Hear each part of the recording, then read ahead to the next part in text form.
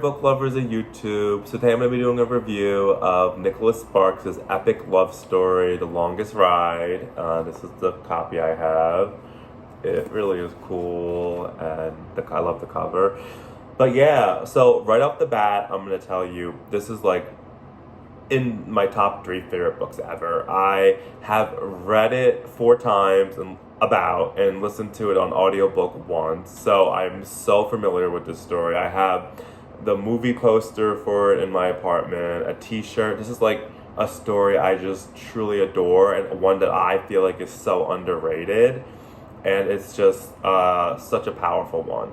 So basically the plot is Sophia is in her mid-college years, and she's very driven. She knows exactly what she wants. She's working hard to follow her dreams. And one night she goes to a rodeo and meets a cowboy, Luke, who is from the South, while she's from New Jersey studying art in North Carolina. And they meet, and there's this connection. And the story really is about the complexities of love,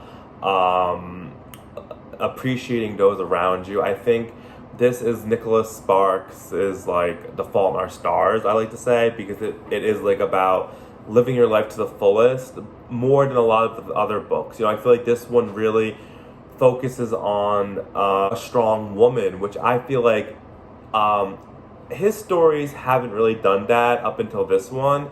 This one really, Sophia is a very well-written character. I really love her. I think there's just something about her that I love. I think it's her drive, her knowing exactly what she wants to do with her life, and only being in her second year of college. She's so passionate about art, and I think that's so inspiring to see a woman who just is so ready to take on the world. And I really love that about her, because I've been passionate about art too. Like, not the same thing about art as her. I'm into the arts of like books, movies, and music. So I really connected to her on that level.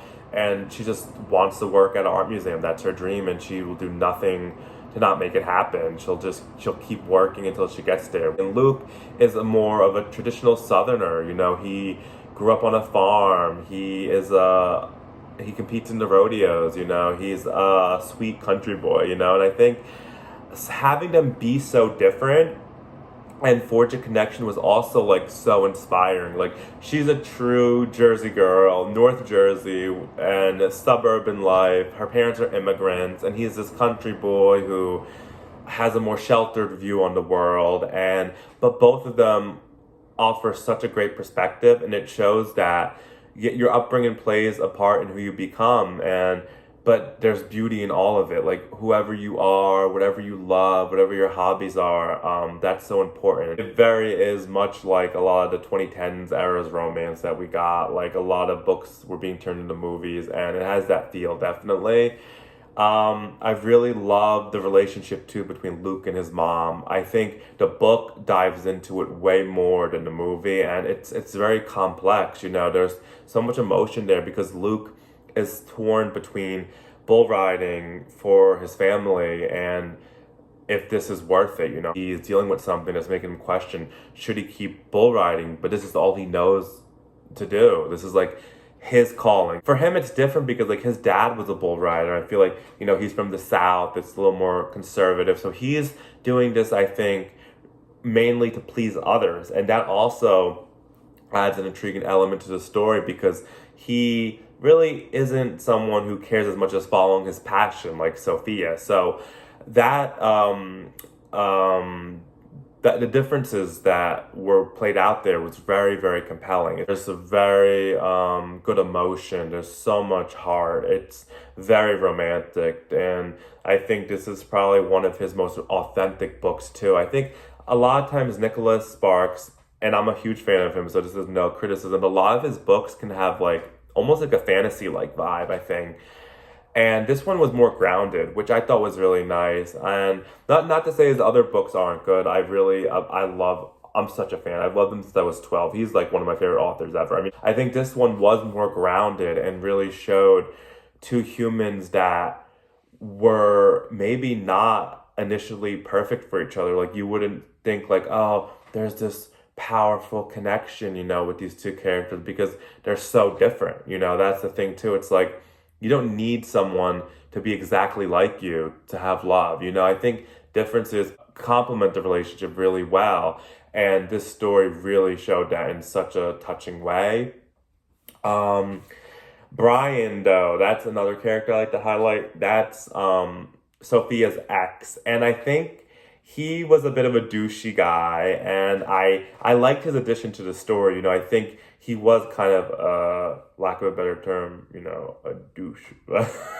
He was that, but I think he added a lot of like drama to the story, which was really good. Yeah, and the heartfelt moments were done so well. Like the conflict that comes from the bull riding and all that was really compelling. And it was really intriguing too. I feel like I learned a lot about bull riding that I didn't know. This book will teach you that. I'm from New Jersey too, so it's very suburban, but I learned that in South Jersey, because our state is like, North Jersey is like very developed, and South Jersey a little bit less developed. Makes sense. It's further from New York City.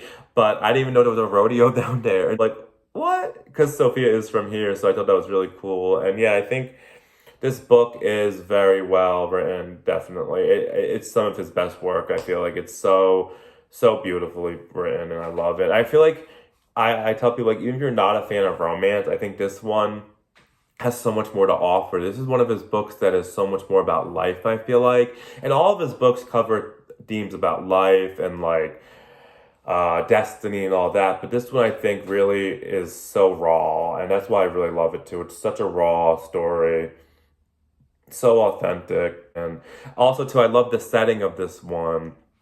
So most of his books have, if you're a fan, you know this, but they're set on the coast. And I think this is like his 15th book. Now he's at like 25 or something. I don't even know. This came out like, I think 12 years ago or 13, but this was like his 15th book. So he was probably like, oh, I need to change it a little bit. So he switched it from the North Carolina coast to the mountains of North Carolina. So it takes place in the Appalachians. And I love that scenery too. I love the beach and the ocean. I'm someone who can't just pick one. So I love when his books are set by the coast. But I was like, oh, this is a nice change. But I love the mountains too. And he really shows the beauty of North Carolina in such a great way. Whether it be more inland or on the Outer Banks, I think he's such a fan of North Carolina. But marketing too, it's great that all of his stories are set there because I'm a writer too, and it's like, so where it's going to be set, and the world you're going to be immersed in. But yeah, I mean, what else can I say? Oh, so this story also is a dual love story.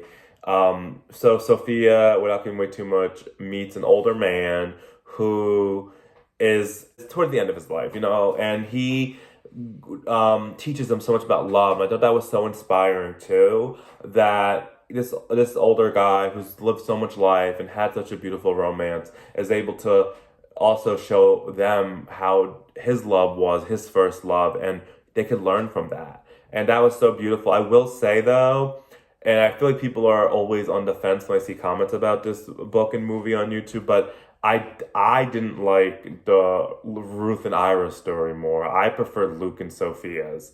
And I think they're both beautiful, don't get me wrong, but I am drawn to more modern stories. That's just how I am. I love modern movies, contemporary stuff. So I thought though, Ruth and Ira, their story was so sweet. Don't get me wrong, it was, but I really liked the more modern aspect of Luke and Sophia's story, and how in the modern world where we're in now, it's like dating is so much different than, like, I think their story, Ruth and I, was like in the 40s. It was so much different then. So I think that was like compelling too, just to see how different of a world it is, comparing the world to like the 40s to the 2010s. It's really intriguing. So yeah, this is one of my favorite books ever. I don't have anything bad to say. I can't. I really can't. I mean, I read it like counting time listening to it on audiobook 5 times, so and I've seen the movie like 10. So it's one of my favorite books ever. And yeah, if you've read this book, please let me know what you think. I love talking about the story to anyone who's seen it, and I feel like it's underrated too. Like, if you read this book, please let me know, because I haven't met many people that have or seen the movie.